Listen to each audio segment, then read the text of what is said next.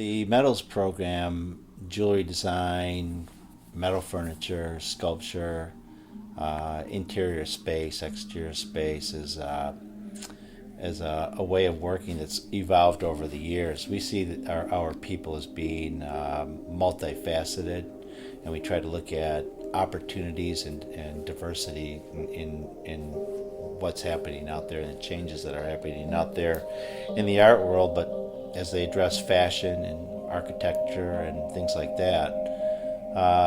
The fundamental platform of developing skill sets and learning about various different materials, both old and new, still is in place. One of our objectives really is to help people build up their strengths. We have a program that is graduate and undergraduate program. We have over 34 students in the program. They come from all over the world, not only United States. So it's a broad range of students that they bring. I guess a great exchange culturally, and also in techniques and process from their earliest schools. I think it's very rewarding when you have students that are applying some of the elements of the past and some elements that are today.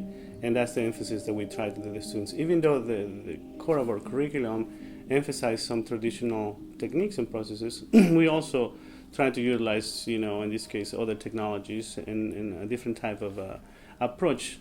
Especially because most of the students are today. They are not 50, 100 years ago. They're working today.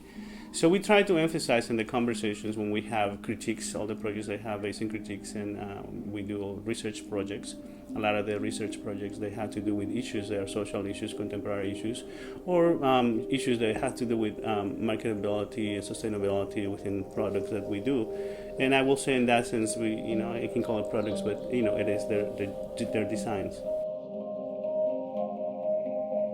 Definitely say the professors and the facilities. We have really incredible, comprehensive facilities that have almost every tool you could imagine.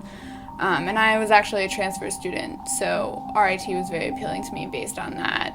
And our professors are incredibly well known in the field and really willing to help you learn anything that you want. Whether they know it or not, they'll find a way to help you know it.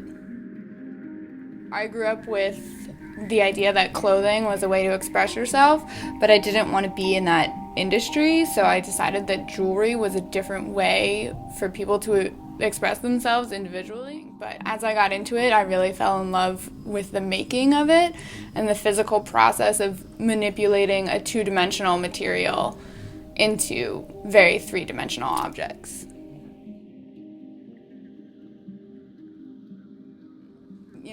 Craft shows, markets, it's becoming really big having handmade, whether it's metal or glass or ceramic. And so there's that, and then there's always, engagement rings, jewelry, and metal is never needed, but it's always wanted.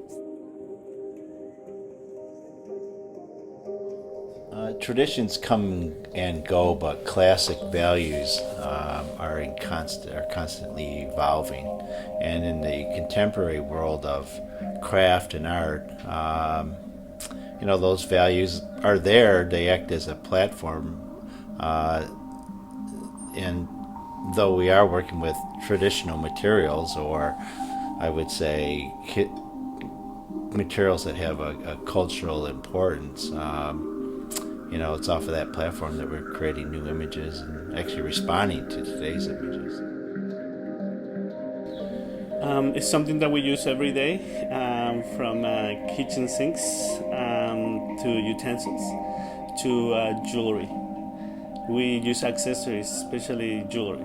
Jewelry is everywhere if you see it.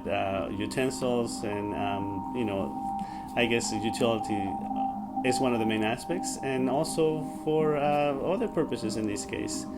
But I think jewelry is just everywhere. It's something that has been since the beginning of time, and it's not going to go anywhere. I see a future for the metals department specifically in growth, in expansion, in fashion, in architecture, in art. I think the future is really quite broad. I think it's a very international palette that we look at, not only from the kind of students that we'll have, but also for the opportunities that will be generated.